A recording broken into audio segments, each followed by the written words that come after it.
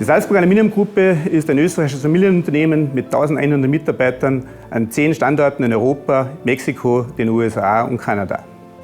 Das Headquarter der Salzburger Aluminium Group befindet sich in Lend, in Österreich im wunderschönen Salzburger Land.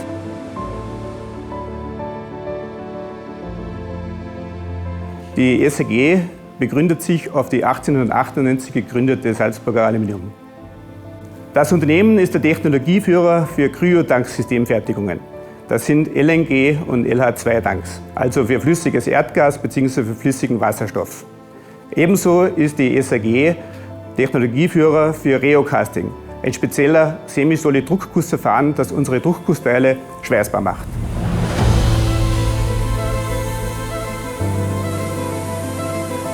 Reocasting ist ein spezielles Gießverfahren, wo man eben nicht im flüssigen Zustand, sondern eben im teilflüssigen Zustand arbeitet. Das heißt, das Material wird teilflüssig in eine Druckgussmaschine verpresst und daraus generieren sich sehr viele Vorteile. Ein Riesenvorteil ist, man hat eine sehr laminare Formfüllung und daraus resultiert eine sehr geringe Porosität im Bauteil, wodurch das Bauteil sehr, sehr gut schweißbar wird.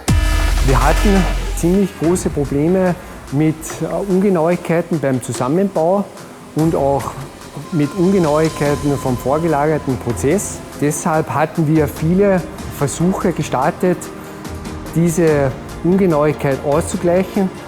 Leider hat keines dieser Systeme funktioniert. Deshalb sind wir dann auf das Assistenzsystem Fronius VariaSense gestoßen. Und dieses funktioniert einwandfrei.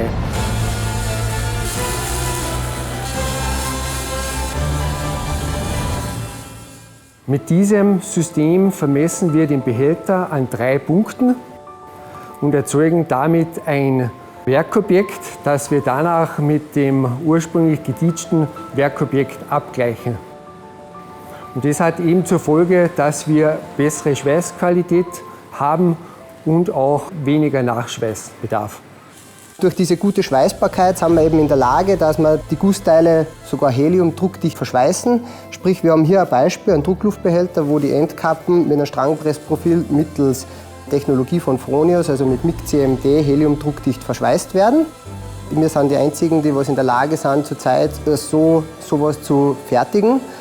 Und die Firma SAG hat es unter anderem auch zur Prozessreife gebracht. Also wir haben Reocasting prozessreif für die Automobilindustrie gemacht. Das heißt, wir können Großserien bedienen. Das ist eigentlich in diesem Bereich, also für Reocasting, auch einzigartig.